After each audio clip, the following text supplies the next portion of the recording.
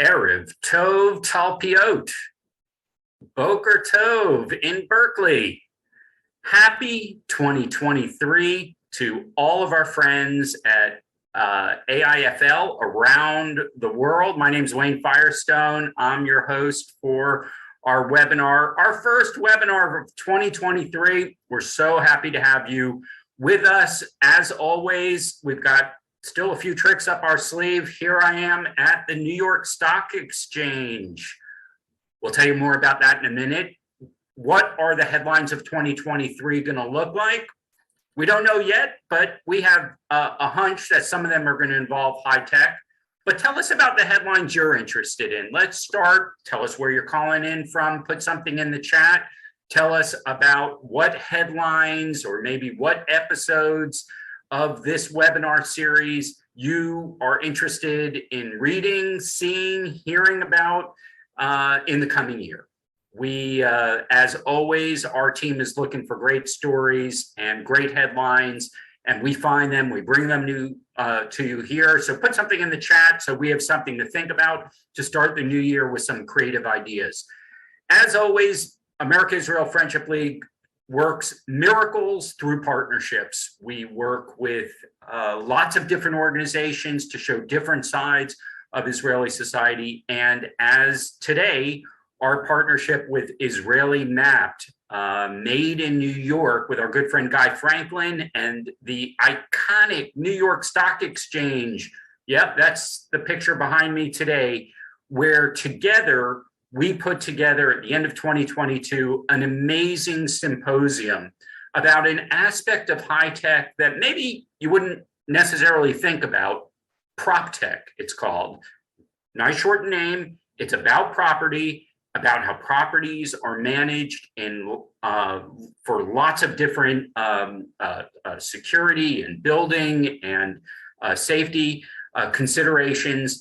Indeed, no surprise that Israel is at the top of its game. So we put together this symposium on what we call, and our, more importantly, our partners at New York Stock Exchange call Israel Day at the New York Stock Exchange, itself a great tribute to the relationship between the two countries.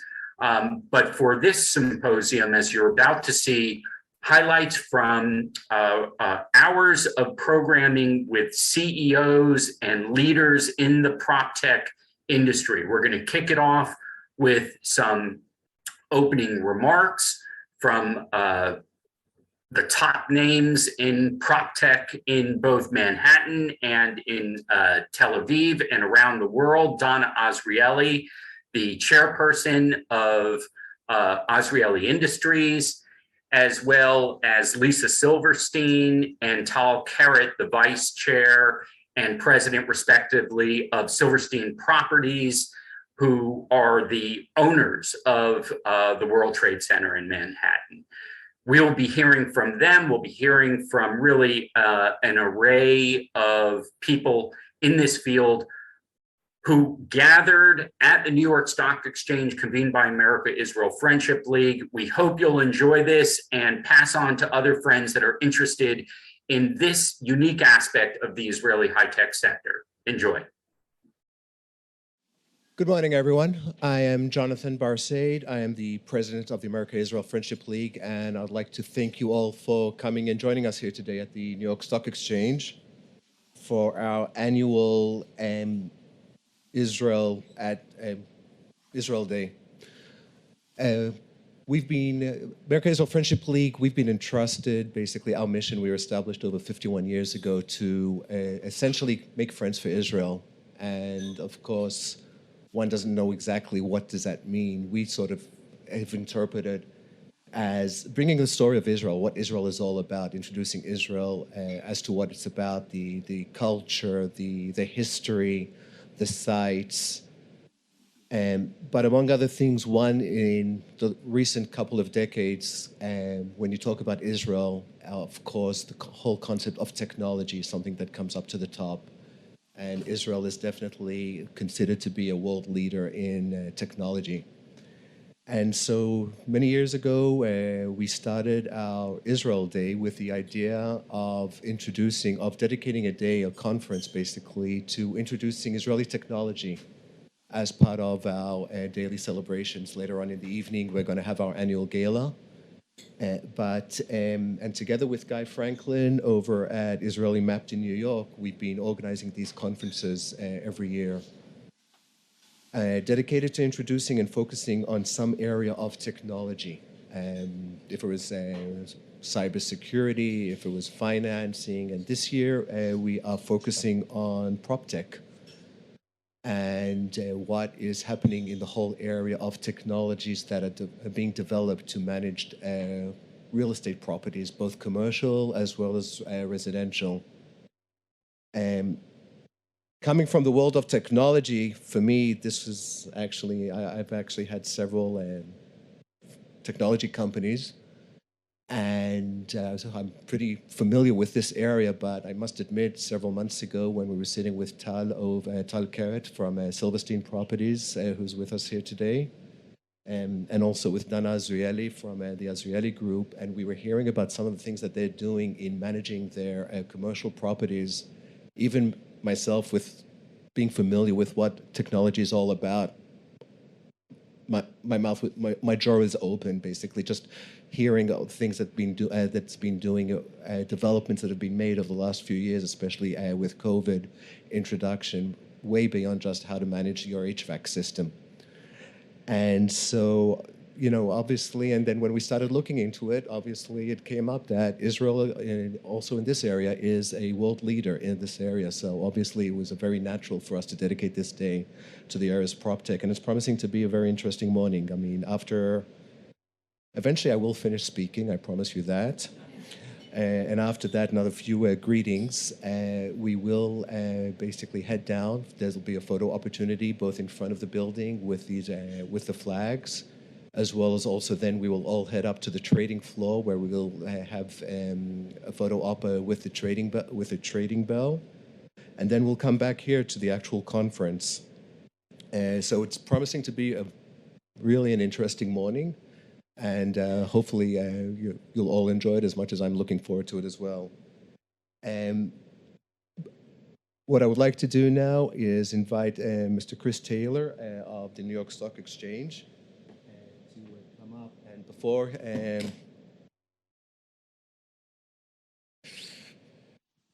So I'd like to introduce this gift from us to the New York Stock Exchange in appreciation of what it is of this day and for hosting us at this event.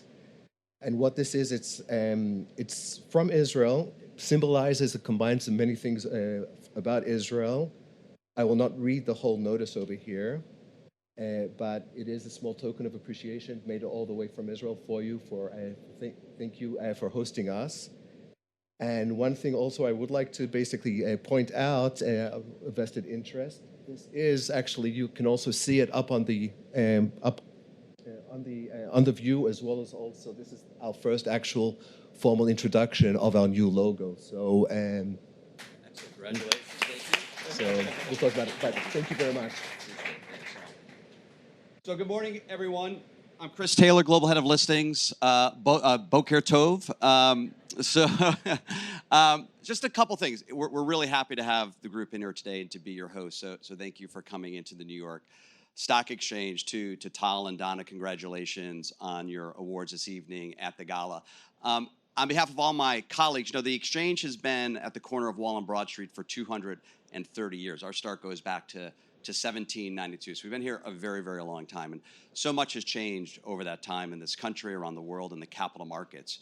One thing that we remain focused on is welcoming companies to the public markets so they could raise capital, invest in their businesses, and grow. And we have an amazing community of companies at the New York Stock Exchange, without which we wouldn't be here today. So the exchange is comprised of 2,400 companies from 46 countries around the world. And depending on the day, the market value of those companies is about 40 trillion with a T dollars. The biggest exchange in the world by far. We're very proud of that fact. But the only reason we could say that is because of our listed companies, of which 15 are from Israel. So we have a great community in Israel. Thank you very much.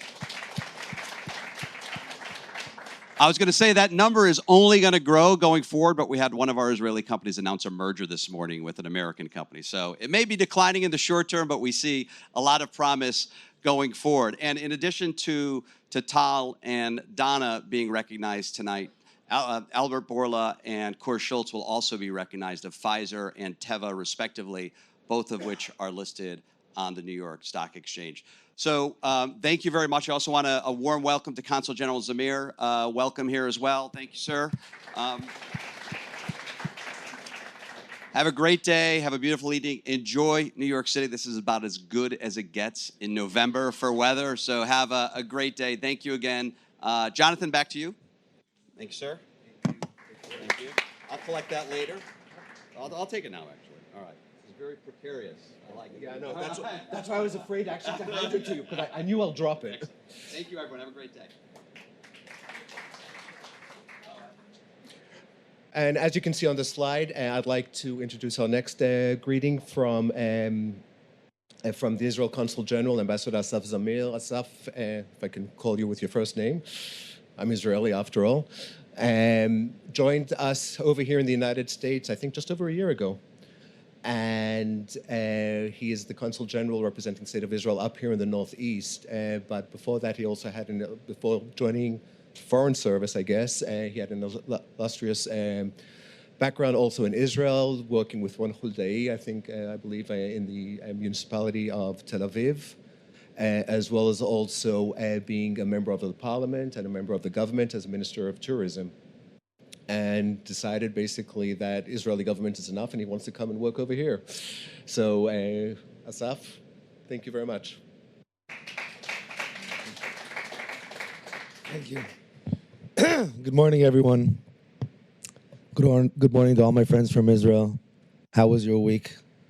I wasn't on social media a lot. Did I miss anything interesting? Or just normal? It's my second time, so now it's my second year in office. So it's finally, I'm reaching the events where I'm doing for the second time. So I have a perspective. From last year, when Ruby Rivlin was with us and we were at NASDAQ, to this year where we're here at the New York Stock Exchange, and it's an opportunity to see where Israeli-American relationships are vis-a-vis last year, American Jewry and Israelis vis-a-vis last year, and all of our goals, bipartisanship, Jewish identity, connectivity to Israel, all of these things. It's been a very challenging year. And if there's one thing I learned a lot, but if there's one thing I learned that's relevant for today, is that the number one field in which it's possible today to generate relationships that really benefit both sides and both countries is through the business sector. It's where interests, mutual interests and benefits talk. It's where conversations can be longer and more substantial than in other areas and other arenas. And it is crucial if we look at our relationship and if we understand the importance of it 10 years from now and 20 years from now and 30 years from now, to have a business sector embedded together with each other, both from Israel and the United States, it's the best thing we can hope for. And Jonathan, the fact that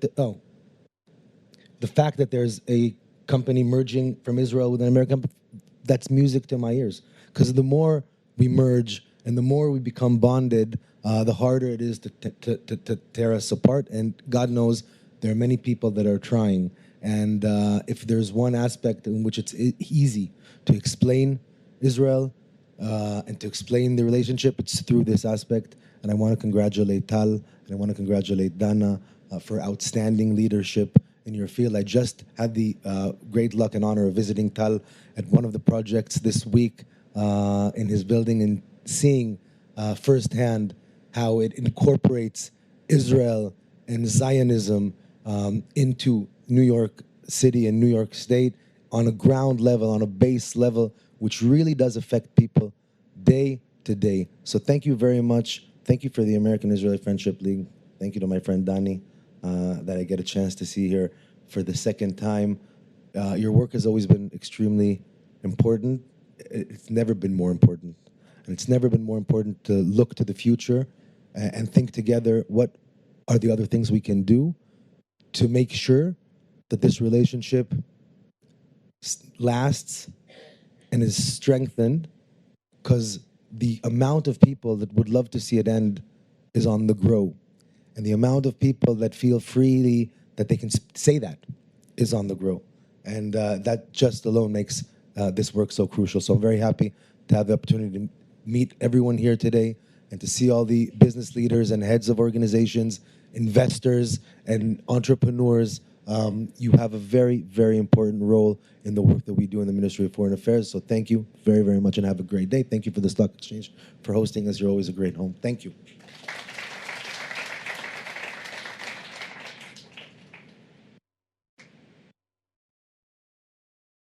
And our final greetings for this morning before we head down is, there he is my partner in crime. 4 years ago, we were introduced to each other, and it's been definitely a very interesting 4 years. And I can't say that that probably the best partner that I could have had, basically, in heading this organization. So it gives me great pride to invite over here Eric Gertler, the chairman of our board. Thank you.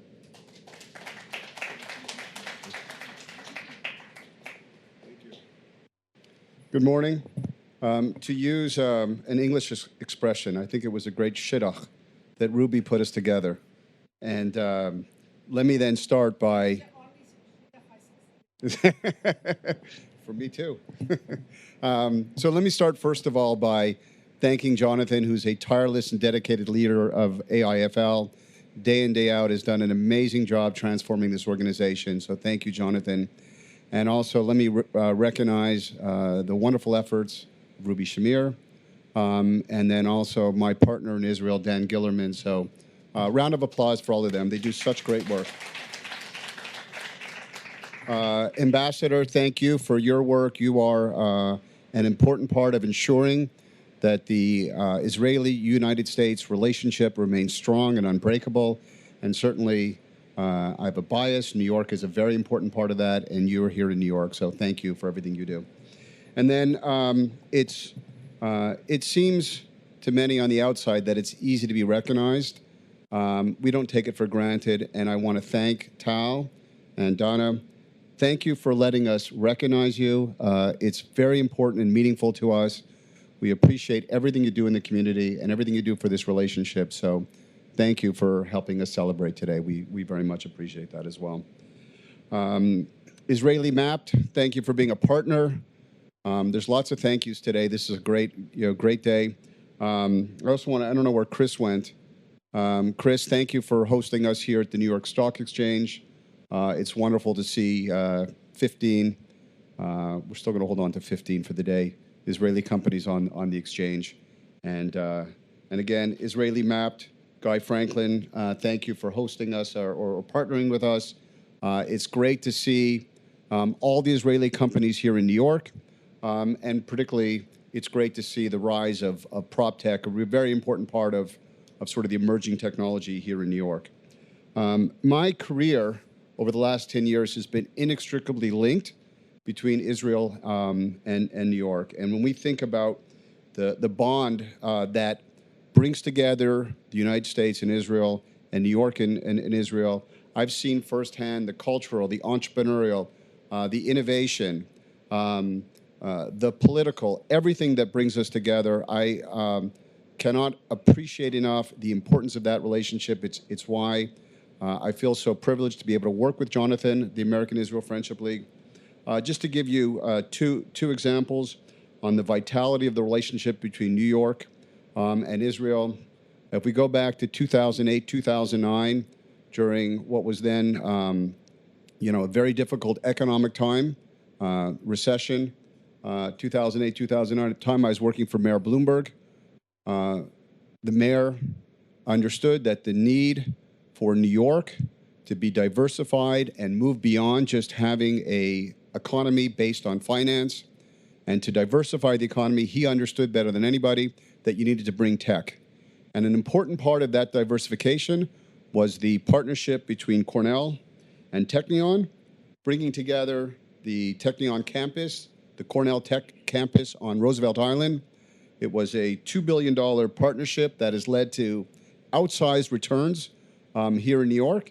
And even since then, we've already seen over 60 startups that have brought billions of dollars of economic development to this region. So that's just one example of the importance of combining Israeli innovation with some of the talent here in New York and really adding to the ecosystem. And then the second example for me was about 4 years ago. I got invited with the governor to go to Israel, and as part of ensuring stronger vitality between New York State and Israel, in the course of that journey, at dinner the last night in the port of Tel Aviv, my life changed. I was offered the position to run Empire State Development here in New York, which meant, in simple terms, running sort of the New York State economy, which then turned out during COVID. In all the ways that we looked at growing the economy, there were many partnerships with Israel throughout the whole state, up in Rochester, in New York, and the innovation, the technology, the forward-looking thinking of Israel has very much benefited this state. And so all of those reasons makes the partnership between Israel and the United States vital, important. We must ensure that it's unbreakable. We must ensure that it grows in all ways. Today, for our organization, is the start of showing to you the many ways that it's important and the important work that we do. So again, thank you all for coming, and thank you to everybody in the AIFL who day in, day out does such important, great work. Thank you. Good morning, everyone, and welcome to Israel Day at the New York Stock Exchange. I'm so excited to be here with you and to celebrate this year innovation and success in real estate with our distinguished guests that are here with us, from developers, landlords, investors, entrepreneurs, and other executives. First, I would like to thank my partners from the AIFL for partnering with Israeli Maps in New York for a few years now. Jonathan, Ruby, Danny, Eric, Giovanni, Cassia, and the rest of the team, thank you. It's a pleasure to partnering with you year after year. Second, Dana and Tal, thank you for joining us, and I'm sure it's going to be also a great evening at the gala of the AIFL this evening. I would like also to thank our friends from Valley Bank for partnering with us in this part of the PropTech. So thank you for being a long-term partner of Israeli Maps in New York as well. When I relocated 10 years ago to New York to work as an accountant in EY, sounds kind of boring, I agree. And then I started to see a trend of Israeli startups that back then started to relocate from Israel to New York. Fast forward, last month we celebrated 400 Israeli startups in New York City. And this number keeps growing every month, especially since COVID is kind of off.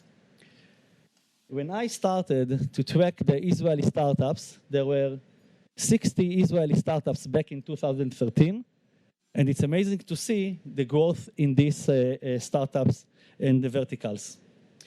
That's why Israeli Map in New York was built, in order to track the startups, to connect them, the founders, to each other, to connect them to investors. And the goal of that was also to show the Israeli success to the world, because if someone Google Israeli startups in New York, you immediately see a visual map of the city of Manhattan, an interactive map that is updating every day with the Israeli startups that are based in the city. I would say that if we used to see many startups in cybersecurity and in fintech and B2B enterprise software, in the last few years, we see many of them in real estate. From also the city of New York has some city programs to piloting with startups in real estate. We have here John with us from the EDC, from the New York Economic Development Corporation. He's program manager responsible for this program. So if you are entrepreneurs that are here in real estate, feel free to reach out to him, as he can connect you to many assets in the city to do pilots. We also see the growth in the PropTech market worldwide. This is a recent research that was done by FMI. If in 2022, the PropTech market is 18.2 billion, it's expected to be in 10 years from now, $86.5 billion. So if you are here, you are in the right time, in the right place, as PropTech is the next big thing. Last, before I present our speakers, only in New York City, there are around 30 Israeli startups dealing with PropTech. And it's amazing to see that, by the way, only 3 years ago, I think only 2 out of all of these companies were here in New York. Some of them expanded from Israel to New York. Some of them, it's founders that already lived here and built their companies. And that's amazing to see the growth in this sector. So thank you, everyone, for joining us. And I would like to present and to call to the stage Ambassador Gillerman, Chairman of the AIFL, Israel Board of Directors. Dan Gillerman is also served as the Chairman of Blackstone Israel and a member of Blackstone's International Advisory Board. He is the Chairman of and CEO of Gillerman Global, a global strategic consulting firm. And above all, everyone knows that Gillerman served Israel as the ambassador to the UN from 2003 until 2008. Thank you for all of that. Without further ado, Ambassador Gillerman. Thank you. Thank you. Thank you, Guy, for this very warm introduction. Whenever I'm introduced, I remember an event not long ago where Henry Kissinger was introduced. And when he came to the stage, he said, I mean, the person who introduced him said, Dr. Kissinger does not need an introduction. Henry then came up to the stage and said, it may be true that I don't need an introduction, but I like a nice introduction. So thank you. And I'm very happy to be here and to continue this incredible tradition of friendship, alliance, and partnership with the New York Stock Exchange, which is another manifestation of the friendship, alliance, and partnership between Israel and the United States. And in fact, that's what the America-Israel Friendship League is all about. It's enhancing, enriching, and truly guarding the friendship between Israel and the United States, which for some reason, for many years, people have taken for granted. And we learn every day that this is not something we should take for granted. This is something we should continue to work on, nurture, enhance, and in fact do what the America-Israel Friendship League does so well.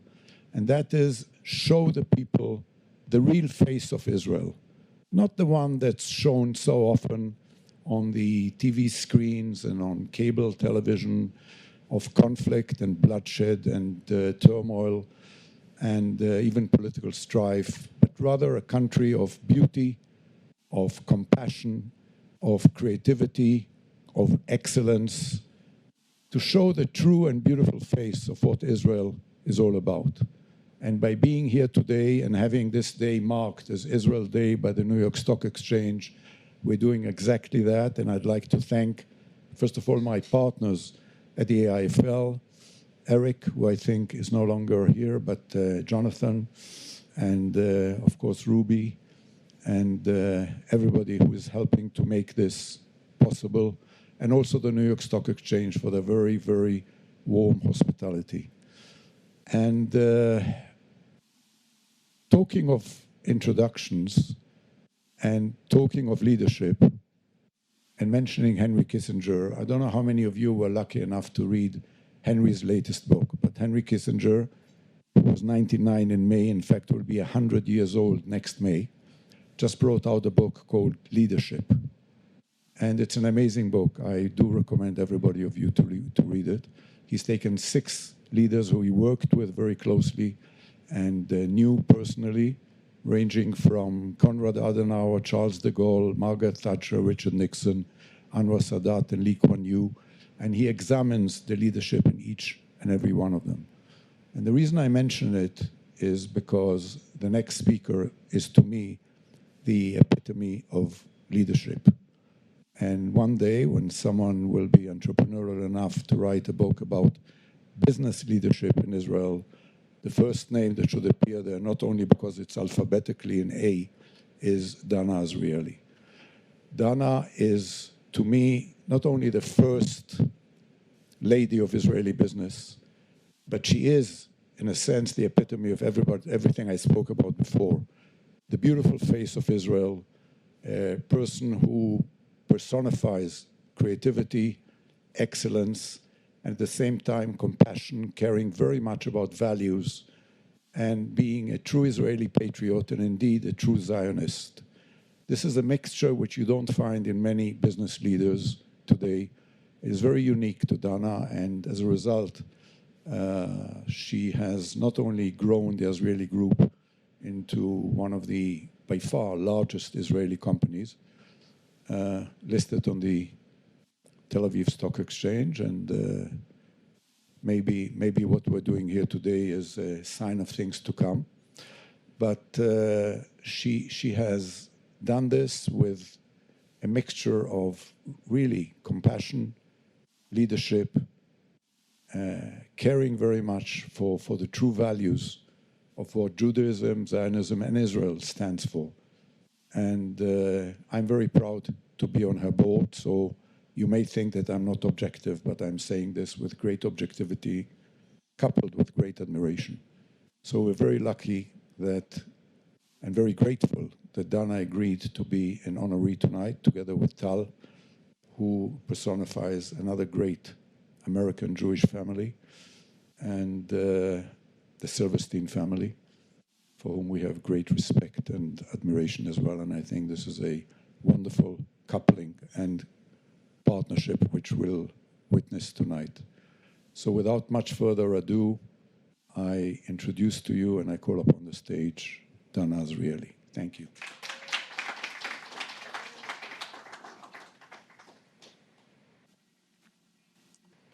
Thank you very much for that incredible introduction, Danny. Katonti.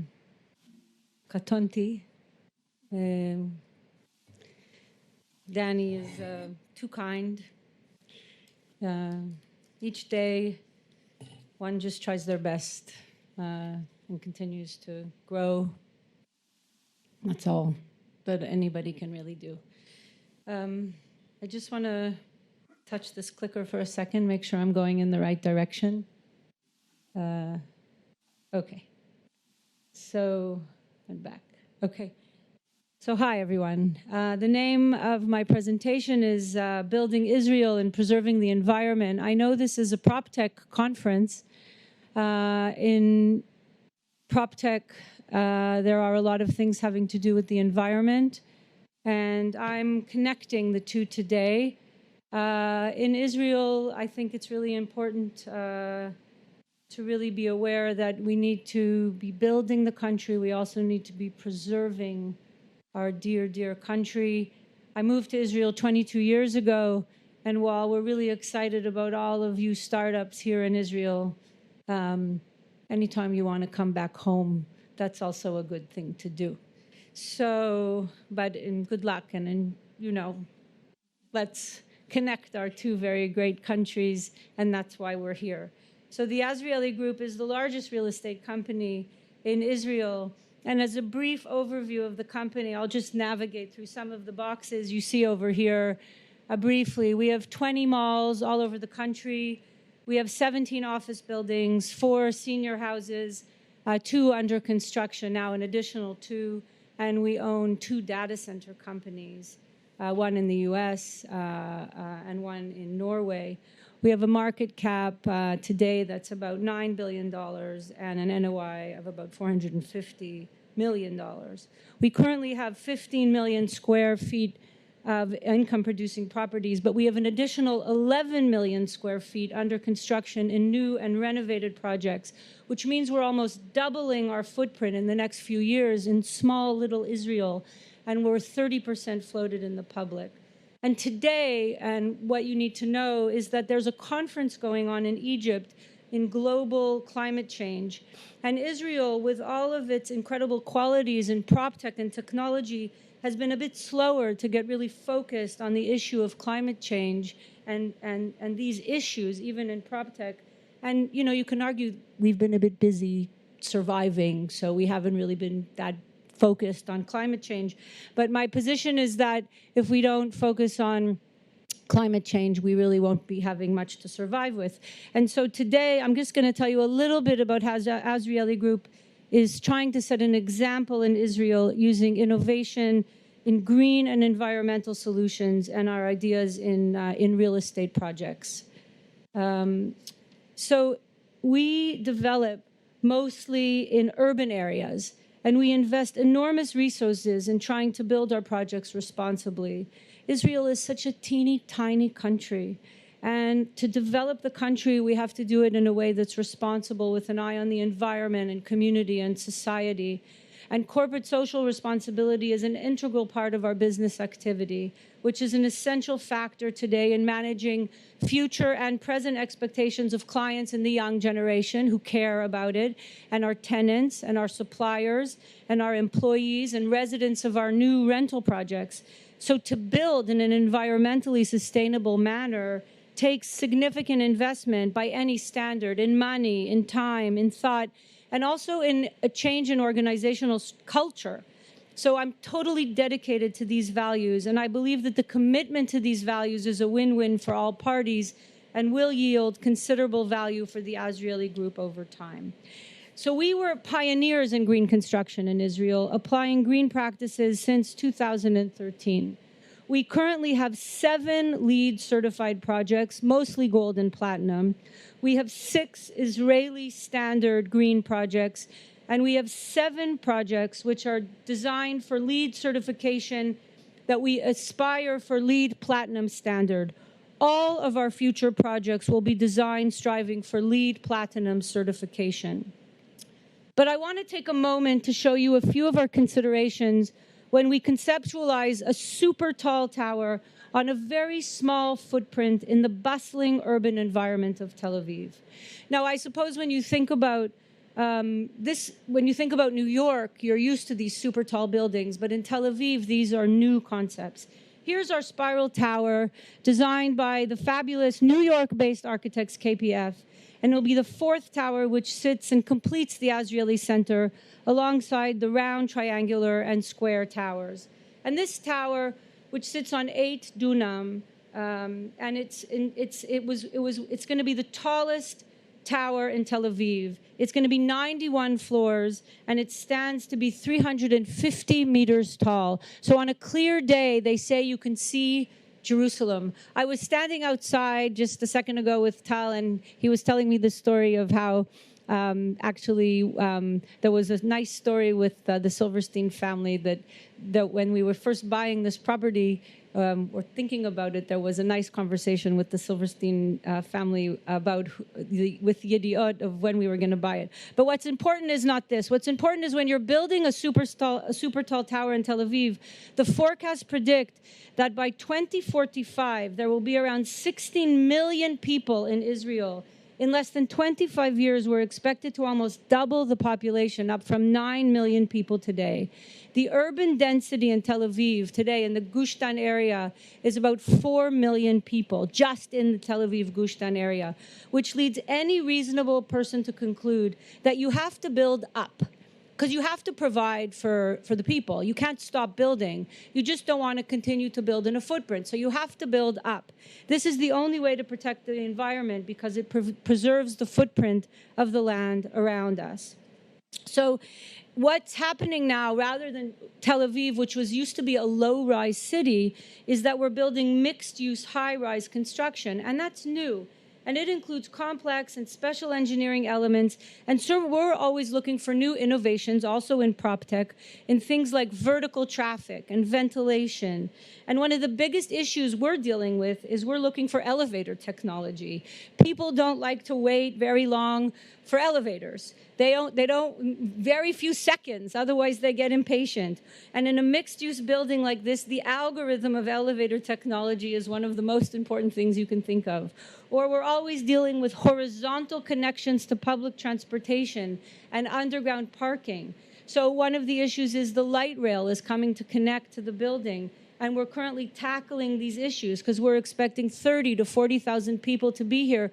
But by 2040, when the light rail will finally be here, we're expecting over 1 million people to be traveling underground. Now, this may seem normal in New York, but in Tel Aviv, these are big issues that we're dealing with that we haven't had to deal with before.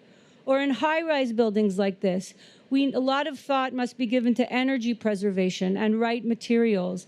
In the Spiral Tower, for example, we made sure to have balconies on every floor. And this was before COVID. And we wanted to create natural ventilation, which created a very special structure for the project so that people could go outside, which now we realize was just really thinking in advance, something that people really want. The urban profile of the Spiral Tower has a modern design which is accessible, and we created all these urban spaces, piazzas and indoor-outdoor entertainment spaces. But this was also thinking for the benefit of the environment and accessibility. We're also creating a connection between the current Azrieli complex and the new Spiral Tower via an incredible roof park, which is the inspiration of which came from the High Line here in New York. We're planning a green roof with benches and kiosks, coffee bars, shops, play areas, and a garden, the first of its kind in Israel. And the idea is that people will be able to go up onto the roof and walk towards the Spiral Tower or the Green Roof Park, and it will be open to the general public. But thanks to the passive design of the building and the integration of energy systems, all of which we're still looking always to improve through PropTech, we've achieved a 23% savings in energy consumption. We have a heat issue in Israel, so we're always dealing with the facade. The facade, which combines built-in shading through fins, which reduces sun penetration so as to maximize the thermal comfort in the building and block glare reflection. We have an innovative energy system, which is highly efficient with the advanced cooling and heating for all the functions in the building. And we have energy-efficient lighting design with the maximization of natural light and the production of renewable energy on the project's roof. We've invested special efforts in reducing the carbon footprint of the building, of all of our projects, but in particular, one of the criteria we're examining now, which is a really big deal in Israel, is the process vis-a-vis contractors that we're hiring and their ability to use low carbon materials. That also requires a lot of PropTech. And the goal and the hope is that by requiring contractors to use low carbon, we can motivate the market to take action and raise the entire standard in Israel. We're asking also that a certain percentage of recycled materials be used, and we're looking to optimize the concrete mixture so that it will still be strong but produce less carbon in the process. In a building like the Spiral Tower in Israel, these are very significant steps. Part of our sustainability concept is taking underused spaces and upgrading them into cool experiential spaces. For example, we took this old taxi stand and made it into an innovative culinary and entertainment complex with an outdoor entertainment space and the longest bar in the Middle East. Come have a drink there. Today, the complex has become another entrance to the Azrieli Center and creates a new experience for all users in the mall. And we also made sure that our triangular tower in the Azrieli Center was retrofitted and which was built in 1998, became the first office tower in Israel to receive LEED O&M certification. And we're trying to get it for all of our existing and older buildings. Today, in order to attract the international businesses, your buildings have to meet these big standards of international environmental requirements. And for the older buildings, it's very difficult to retrofit.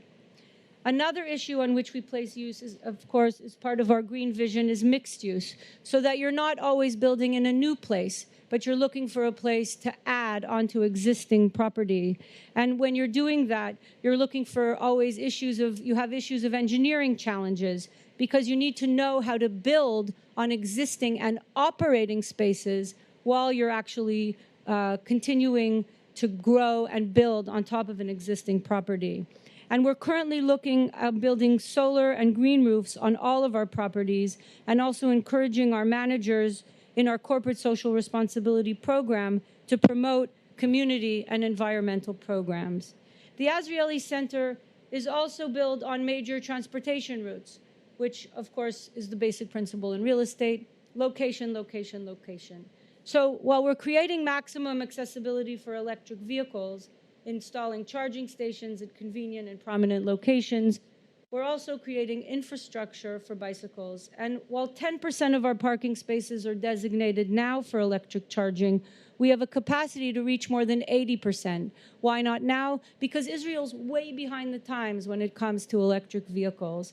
But our design of our spiral tower is structured for flexibility, where we actually designed our parking garage, so that we could remove a portion of the ceilings in our parking garage and take them away if I need to retrofit our parking garage in the event that nobody's using cars anymore, and we need to make it into offices or infrastructure space or an urban agriculture space in the future. And I don't know many companies that are doing that with their parking garages today. Azrieli Group builds, manages, and uses projects with a lot of mixed use. And in these projects, we generate a ton of waste. And when I talk about this, it bores people. Nobody wants to hear about the waste we create, except that in, for example, the Azrieli Center, we create more than 8 tons of waste a day. And the landfill of Israel is so filling up that they say that in 18 months from now, they're not even sure there'll be room for more landfill in Israel. This should matter to all of us. Therefore, we've undertaken a comprehensive and unprecedented waste survey, which we launched, and we launched a pilot in the Azrieli Center for a reduction of the amount of waste that's headed for the landfill. And we set a target to reduce our waste by 50% in 18 of our properties. We're going to do this by resorting our streams of waste into different streams of recycling, waste to energy, and treated wastewater. This would be one thing if it was supported by the government, but it's a private initiative right now. The Azrieli Group has many projects, and we expect to double our built-up area by 2030. We want to do it right, and we want to do it responsibly, not only to continue to build Israel, but we also want to protect the environment. And we can use all and the latest prop tech, and we're interested and willing to listen to hear how we can learn and do it better with the things that you have to offer. But we must take part in the revolution of climate change and using prop tech to protect our country and to protect our world. Thank you very much.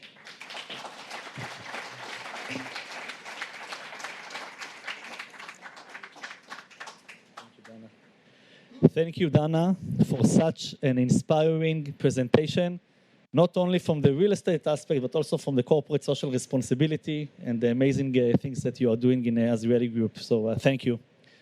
And to your point, Danny, that some people don't need an introduction. So Tal Keren is one of those, but still I will say a few words. So Tal Keren joined Silverstein Properties in 2010. And is now the president of the privately held real estate firm that is known for developing the new World Trade Center, Four Seasons Walt Disney, and Four Seasons Downtown New York, and numerous other community-centric projects.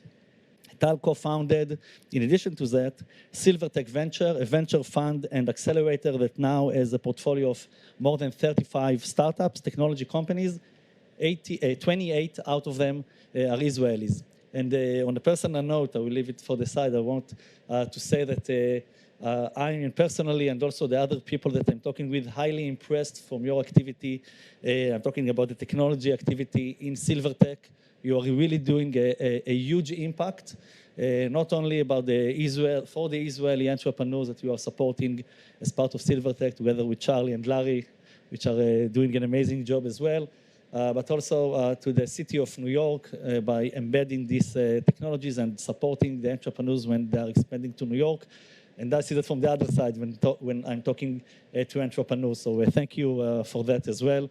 This is, we don't take it as granted, so thank you. Prior to joining Silvertech, Tal was the chairman and co-founder of 2 technology companies, one of which sold to a New York Stock Exchange company. Tal served as an officer in the Israel Defense Forces for 6 years. Tal is a board member of NYU, Tandon School of Engineering. He holds degrees in mathematics and computer science from Tel Aviv University, lives in Manhattan with his wife, Lisa, and together they have 2 daughters, a son, and a grandson. He's recently became a grandfather, so mazal tov. So without further ado, Tal Keret.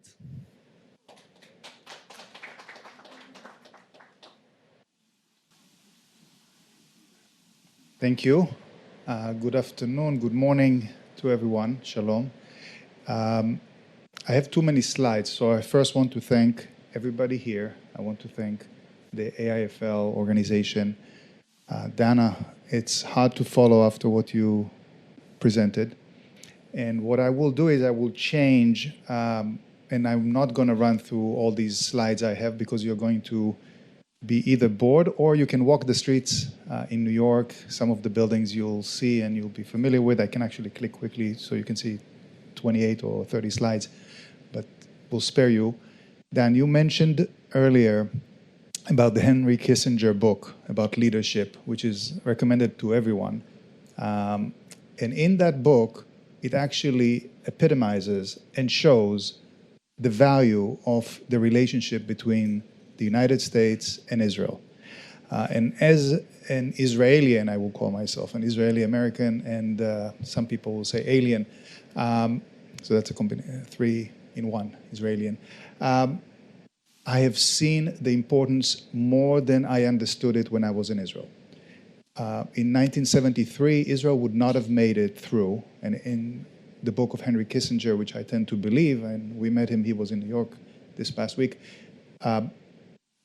without the help of the US, without the backstopping, even Nixon going through his turmoil and not knowing what's going to happen with himself, committing to Israel and saying, you can go all out with your army, with your reserves, with everything you have, and fight. We will protect you. We will get you the backing of the equipment. Israel would not have won the war, would not have gone through. The world changed. Israel is a strong nation, strong people, smart people. But from what I see, the support of the United States in a world that becomes more and more separated, in a world that becomes more extreme, where there is a lot of hatred just for the sake of hatred, and Israel is one little dot on the map that can get that hatred straight into the country. We must build those relationships. I don't see this coming from other countries. I have not seen people so committed to the state of Israel other than some people, many people in the United States, and New York in particular. We're in a city that has today, and arguably, depends on who's counting, 250,000 to 300,000 Israelis that made this their home, but they go back and forth. I go back and forth to Israel and love Israel as their homeland. Still, their business is here, or majority of the business is here, and they have the commitment to help the country of Israel. You'll see in our team at Silverstein, we have more and more Israelis all the time, and they started to call it, what was the name, Yael? They said the Israeli Mafia. People called it the Israeli Mafia. We find that we understand Israelis well, that they have the energy, they have the capacity, they break through walls if they cannot find a door. They use different terminology and they don't give up. We never give up. And our goal in Israel is an important goal to make what I call tikkun olam and improving this world. You said it very well. If we won't build sustainably, if we won't improve constantly and won't teach the world, not just Israel, not just the United States, teach the world how to create better and build better buildings, technologies, and infrastructure, we will be building something that eventually will be gone and disappear. This world is not going to sustain it. We know that. I'll make it short in terms of who Silverstein is, so you don't need. I'll do it differently. Anybody in the room doesn't know who we are, so I don't need to waste your time, because I know you'll remember only 5% of what I say. Right? Lift your hand. Raise your hands. Don't be embarrassed. You don't. You see, we build buildings. We do stuff. We built over 40 million square feet in the United States. We have projects in China, in other places where we built over 58 million square feet. This is Larry Silverstein, my father-in-law, who is in the office texting me, why you're not here. He started the company in 1957. Works like you've never seen. He wakes up every morning 5:30 and goes to swim, and then comes to the office and asks all of us questions about what did we read in the newspapers. He read 4 already before he shows up. An incredible man, and I'm lucky not just to be his son-in-law, but that my wife, who is even better, she's my boss, and some of you that will be tonight will meet her, Lisa Silverstein. She's the number one. She's the vice chairman, but she already was announced she's going to be the chairman of the firm. That's Lisa, so she's the most important one on this slide. We built buildings, the World Trade Center, which is a significant project for New York, which we bought back in the day on my birthday, July 24th, 2001. And 7 weeks prior to 9/11, it was the biggest transaction in the US. We bought it for $3.25 billion at the time. Today, that's a $25 billion project, so a little more expensive. And we had to fight insurance companies that, I don't know if any of you worked with them. Anybody here works for insurance? No? They're great at getting your money. They're not easy on getting it back or paying you back. And we had to deal with them for 7 years. They didn't pay, and we kept on running and paying for a property that we wanted to build. You can see different projects. I'm inviting you to any of them. Running very quickly because I want to get to the tech. This is our conversation. We do things nationwide, so the US is a little larger, and you can do a lot more. If anybody goes to LA, the tallest building there, beautiful. You can go there and enjoy any one of the projects. We finance a lot of projects. There is one in Brooklyn, which is 1,000-some feet that we are financing. It's beautiful. It's called the Brooklyn Tower. And by the way, a building across from here, just across the street, 120 Broadway, that we bought 40 years ago. So we have a building that is 107 years old next to a building that is 6 years old. That building is 2 million square feet. It's a little larger than the 3 Azrieli towers together, right? They are 1.5 million square feet. So that's 2 million in one building. And that's the reason for the zoning code in the US and New York. Before that, there was no zoning code. And then the people in New York became upset. So if you walk down the street, 120 Broadway, it casts too much of a shadow. And then everybody had to redesign how buildings will be, and they became narrower and narrower.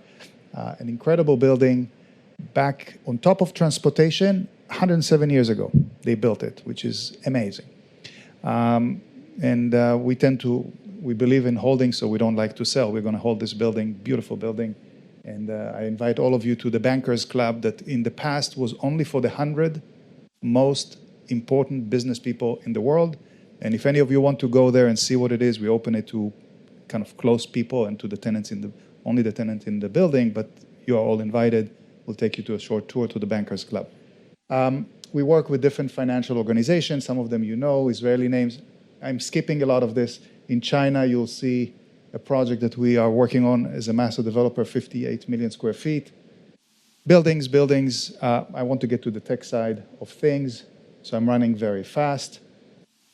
And I apologize. We have our own technology, spin-offs, and companies that came out of our sick ideas or good ideas. But at the bottom line, that's the slide I was waiting for, and I'll stop here for 2 minutes. We had some vision, and we didn't know if it will succeed. Back in the day, I bumped into a gentleman called Charlie Federman, who is the rabbi of the Israeli startups, we call him. Charlie did 24% of all the high-tech M&As. and a big percentage, 20-some of the IPOs back in the day through Broadview. And then he joined two Israelis to start a fund called BRM. He was the managing partner. He was sitting in New York. They were sitting in Israel. BRM had a nice exit called Checkpoint. They owned half the company, if you know that startup. And then Charlie invested personally in a few Israeli companies. Payoneer, he was the first investor, if you know the name, and a bunch of others. Today, we believe, and maybe we are wrong, you will know better, we have the largest concentration of Israeli startups with us. And our goal is to help bridge and help Israelis. Well, I've been an Israeli entrepreneur, started my own companies, and I've seen how lonely that job is, how difficult, challenging. You're on the plane, you're looking for money. Half the startups here approached me and they are talking about how they need to raise money, and I've been in your shoes. Anybody here from the startups? If you can raise your hand just so I see. Wow. So this is tailored to all of you.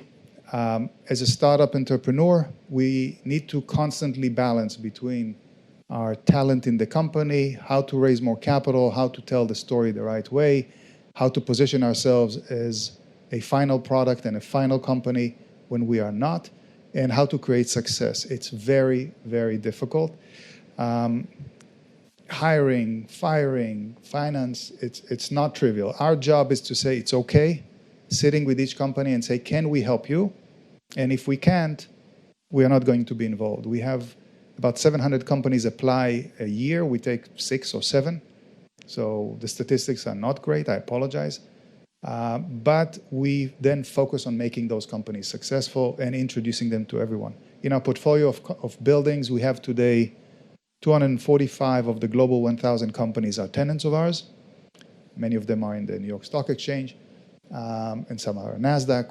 I have no bias, no political bias, nor we have an obligation. We cannot be political because we are landlords, and we cannot be biased in terms of which stock exchange is more important. So each of them are important. And our job is to help the companies find the right fit with who they have to work with, introduce an entrepreneur that started a company 4 or 5 years ago to CEOs of companies like Uber or Spotify or other organizations that can help them in their growth. That's usually the fastest accelerant of success. And I am a believer, being on the other side, that we kind of get blind to the fact that the winners are usually the ones taking the entire pie. Number 1 and number 2 in each category will take 90%, 85 to 90% of the market. Number 3, 4, 5 are not important. So if we want to create technology that will change the world, how do we become number 1? Usually it's building the right team, hiring the right team, having the right story, but it's how do you move fast. If you don't move fast enough, you will not be number 1. Someone else will copy you, someone else will do it better than you. You can have a nice story and it doesn't matter. For all these entrepreneurs here, how many social media sites do you remember before Facebook took over? And now TikTok, but how many? You remember? Go ahead. You remember one? Which one do you remember? You don't really remember. MySpace. I hear MySpace. Great. And back in the day when I started a gaming company, I had to meet with all of them. There were 8 before Facebook, and there was Friendster and MySpace. I spent time with MySpace a lot. We actually powered MySpace games. And there was High Five, and there was Orkut that was then at Google. There were 8. You don't remember them, right? So what does it matter? You want to be the ones that matter. You want to figure out how to be number 1 or number 2. If you don't figure out how to run faster and be more efficient, you will not be there, which means your market is not the size of the market. You're only going to fight over 5% of the market, and that's not interesting. So 35 companies, 28 Israelis, 12 of them, they came to us, all of them came when they were small and young, not big. 12 of them are now worth anywhere between 200 million to 2 or 3 billion each. And our job is not done. I think the job is yours more than ours. Your job is to be the smarter ones. Your job is to run fast. Our job is to be your support system, the introductions, and how to help you get there. I know that my time is short, so I'll just say a couple more things. We work also with entrepreneurs in the art world, and we created different art programs, and we connected with the tech. Part of it is philanthropy. Part of it is because it attracts creativity. Part of it is because it's so interesting that everybody wants to see art. Very few people want to see startups, but we connect the two. And then we say, come and see the art, and then come and see the startups, and they start to remember what you guys do. We work a lot with kids, and we focus on the environment. We want to create only buildings that are sustainable, that will change this world. We are a big impact on the footprint of this world. You see New York, we are somewhere around there, hiding behind a few buildings. So if you have any questions, but this is about Silverstein, just go to our website and see what we do. I apologize for being the one speaking, so tonight I let my boss, my wife, she's the boss of everything and she's the best, speak to all of you. I'll say just a few words. I'm proud most to be a parent, a husband, and a grandfather. That's the easiest job as a grandfather. They say it's the easiest job. I became the baby nurse, though. So for 7 weeks, I was the one, all the night shift came to me, because my wife said, you know how to wake up in the middle of the night and fall asleep? I don't. So if you're a startup entrepreneur, the job is yours, because you need to know how to go back to bed. I'm the one that knows how to change diapers fastest and put him back to sleep. His name is Harry, which is the name of Larry's father. Thank you.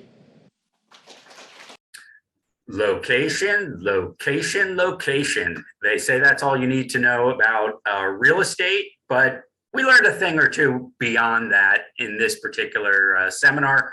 We hope you really enjoyed getting to hear from some of the speakers at Israel Day that we created for this special symposium, and indeed gaining this insight of what happens when Israel and the United States come together and in specific fields and go deep and create new horizons in a field like real estate. We want to remind everyone that even if you had too much celebration at the end of 2022, we are here for you this coming Sunday, January 8th. We have Pilates with Becky. We're going to get down on the ground with you. I'll be back with you for Pilates, so come join us on Sunday. I'm going to leave you now with some of the highlights that we had from Israel Day at the New York Stock Exchange and get you into the right upbeat mood for 2023. Thanks, and Lehi Trod.